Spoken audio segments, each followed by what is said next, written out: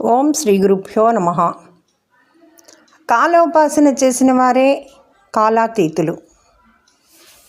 అనంతకోటి బ్రహ్మాండాలలో ఏ జీవిని చూసినా ఏదో ఒక పనిలో నిమగ్నమై ఉంటుంది. సమస్త విశ్వ వ్యాపారాలు కాలానికి లోబడి ఉంటాయి. కాలం మన చేతిలో ఉన్నదని ప్రతి ఒక్కరూ అనుకుంటారు. కానీ నిశితంగా ఆలోచిస్తే కాలం ఎవరి చేతిలో లేదు. అందరూ కాలానికి లోబడి ఉండేవారే. ఈ కాలస్వరూపాన్ని గురించి కించిత్తు తెలుసుకుంటే జీవితం సఫలమవుతుంది. సుమూర్తకాలం, అమూర్తకాలం అని కాలానికి రెండు ముఖాలు. కాలం అనంతం, కాలం అనాది. కాలానికి రూపం లేదు. కాలాన్ని ఎవరూ లెక్కించనూ లేరు.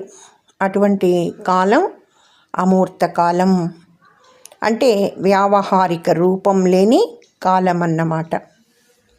ఇక సుమూర్త కాలం అంటే కాలమానంలో వివిధ ప్రమాణాలు కలిగిన స్థితి.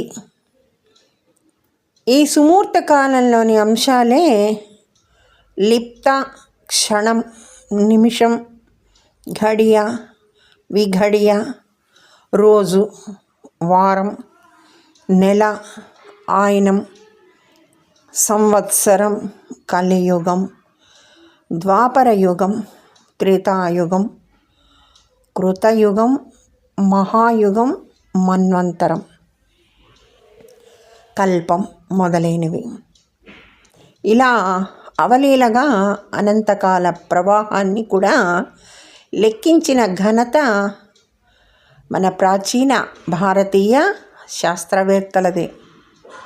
అలా లెక్కించడమే కాక వాటికి ఆధార స్తంభాలలాగా అనేక మహాపురుషుల పేర్లతో శకగణనం కూడా చేశారు. వేదములు ఆవిర్భవించిన నాటి నుంచి కాలం విలువ తెలుసుకునే ప్రవర్తించారు భారతీయులు. కాలో అశ్వో వహతి సప్తరశ్మి, సహస్రాక్షో అజరో భూరి రేతాః. కాలో అశ్వో వహతి సప్తరశ్మి, సహస్రాక్షో అజరో భూరి రేతాః అని ఋగ్వేదం చెబుతున్నది. ఇక్కడ కాలాన్ని అశ్వంతో పోల్చి చెప్పారు. కాలమనే అశ్వానికి 7 పగ్గాలట, 1000 కళ్ళట.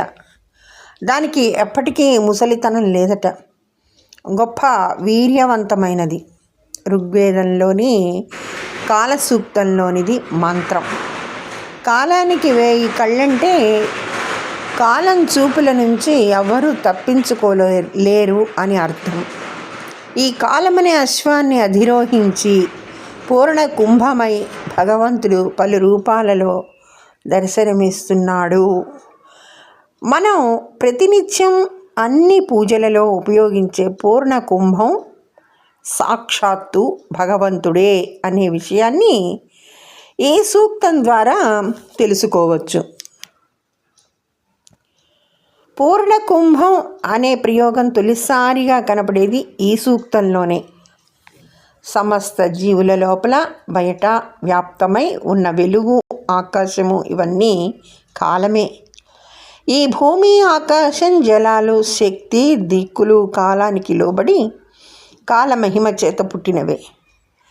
భూతము జరిగినది, భవ్యం జరగవలసినది. ఈ రెండు కాలానికి అవయవాలు. సమస్త జీవులు అద్భుతాలకు ఆలంబనమైన అంతులేని విశ్వము, ఈ విశ్వాన్ని సృజించి పాలించే దైవము అన్ని కాలరూపాలే. కాలం నుంచి పుట్టిన సమస్త లోకాలు, వాటిని పాలించే లోకనాథులు తిరిగి కాలగర్భంలోనికే చేరిపోతారు. ఇటువంటి కాలాన్ని ఉపాసించడానికి ఉపాయమే యజ్ఞం. అది సర్వసిద్ధిప్రదాయకం అని కాలసూక్తం చెప్తోంది. ప్రపంచంలో ప్రతి జీవికి ఆకలి అనేది ఒకటి తప్పదు. ఆహారమును స్వీకరిస్తుంటాయి. అయితే విశ్వమంతటిని నిర్విరామంగా భుజిస్తుంటుంది కాలం. రూపంలో ఆరాధించేవారు కాలానికి ప్రతినిధులు కాగలుగుతున్నారు. కాలాన్ని సుమూర్త రూపంలో సేవించేవారు కాల గర్భంలో ఒక పెద్ద బహుబీజ ఫలంతో విత్తనాల్లాగా ఇమిడి ఉంటారట. ఈ విషయాలను తెలుసుకొని ఎవరు కాలోపాసన చేస్తారో వారికి కాలం వశమై ఉంటుంది. వారు కాలాతీతులు కాగలుగుతారు. ధన్యవాదములు. సర్వేజన సుఖినో భవంతు.